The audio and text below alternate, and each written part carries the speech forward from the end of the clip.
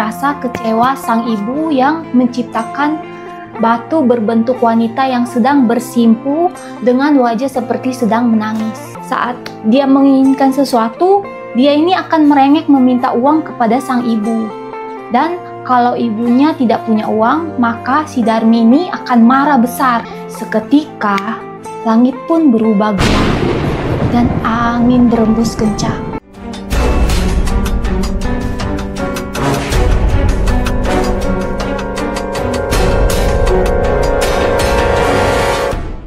Halo guys, welcome to my channel. Kembali lagi dengan aku, Kay.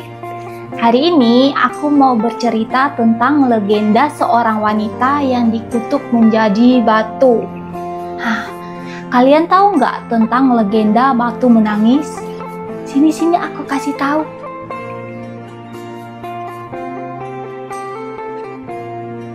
Legenda batu menangis merupakan dongeng yang berasal dari Kalimantan Barat. Cerita ini berawal dari rasa kecewa sang ibu yang menciptakan batu berbentuk wanita yang sedang bersimpu dengan wajah seperti sedang menangis. Nah, cerita ini sebenarnya mirip dengan cerita Maling Kundang. Sama-sama menceritakan tentang anak durhaka yang dikutuk. Dari cerita batu menangis ini ada banyak pesan moral yang diajarkan kepada kita. Yuk kita masuk ke ceritanya.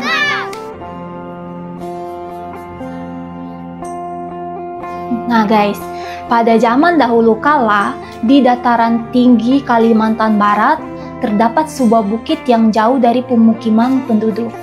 Hiduplah seorang janda dan anak perempuannya. Nah, suaminya ini telah lama meninggal dunia dan dia tidak meninggalkan harta buatnya. Karena sudah berumur dan sudah cukup tua yang tidak memungkinkan sang ibu ini untuk menikah lagi, membuatnya harus menghidupi anaknya seorang diri. Nah, demi sang anak, si ibu rela buat panas-panasan, buat berkebun di pagi buta sampai siang hari. Nah, setelah masa panen, si ibu ini menjual hasilnya ke pasar seorang diri juga.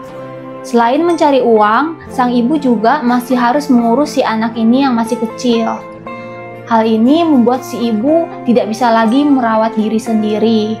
Kulitnya ini kering dan gelap karena sering terkena terik matahari. Dan badannya menjadi kurus karena dia mengerjakan pekerjaannya yang berat ini setiap hari seorang diri.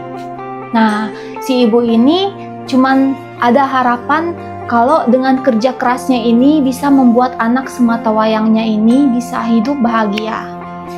Putrinya ini bernama Darmi. Nah, dari kecil dia itu sudah dimanja ibunya. Dan apa yang diinginkan Darmi selalu dipenuhi oleh sang ibu. Nah, Darmi ini tumbuh menjadi gadis yang cantik, dan dia hobinya mempersolek diri sendiri. Dia juga selalu mengagumi diri sendiri sepanjang hari. Karena hobinya ini, dia selalu menginginkan baju baru, aksesoris baru, dan alat-alat untuk berhias diri. Nah, sang ibu ini selalu berusaha memenuhi keinginan sang anak.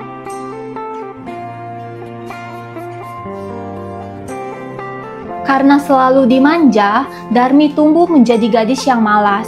Setiap hari bukannya bekerja, dia itu hanya sibuk bersolek.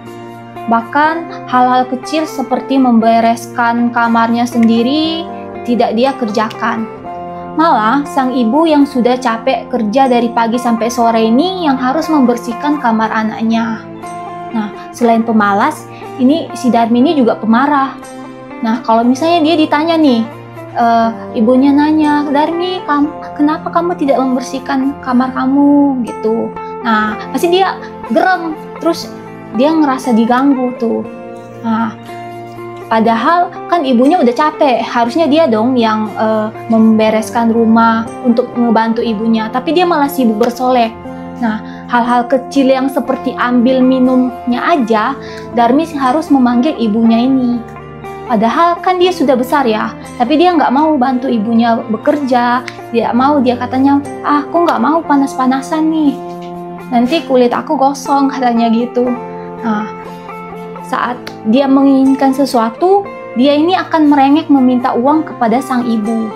Dan kalau ibunya tidak punya uang, maka si Darmi ini akan marah besar dan mengatakan kalau dia kesal karena lahir di keluarga yang miskin. Nah, Darmi ini juga sering tuh menguras tabungan si ibu. Hal ini juga sebenarnya sering membuat hati sang ibu ini sedih. Tapi karena dia sangat sayang dengan anaknya ini, dia pun selalu memaafkan kelakuan anaknya ini.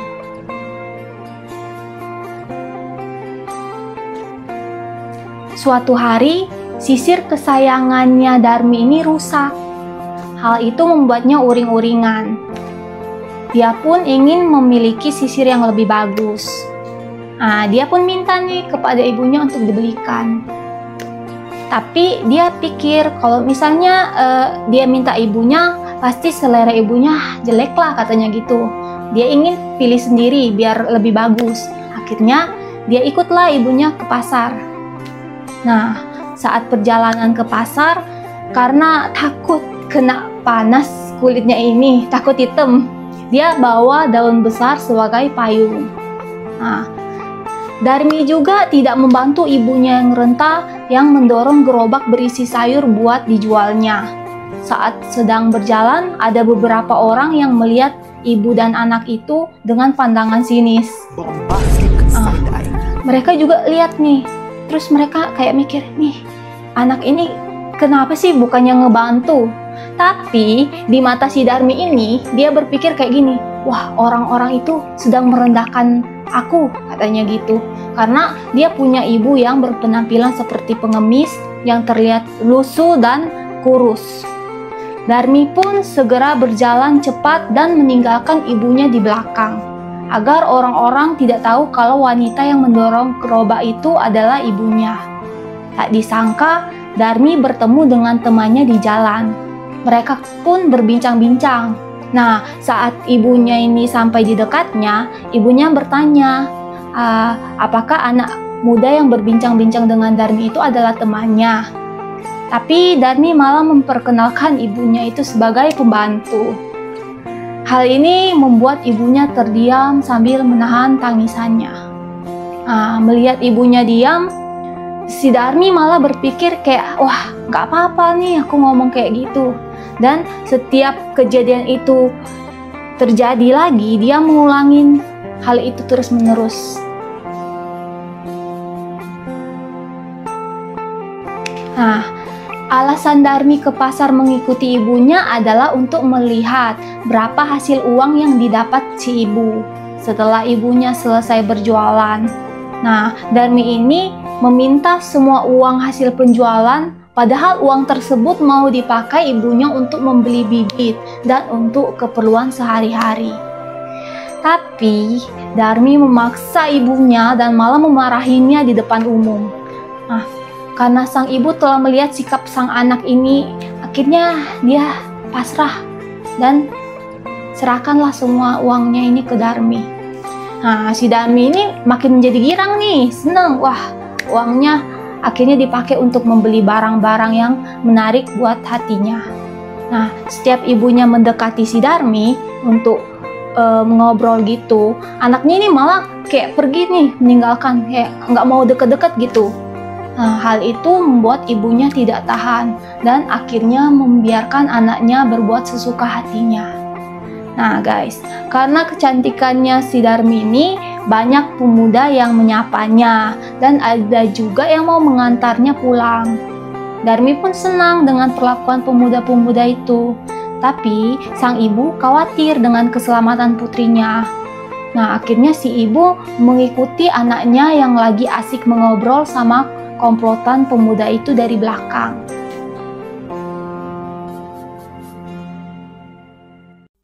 Melihat para pemuda itu makin mendekati putrinya, sang ibu segera mendekati untuk memperingati anaknya.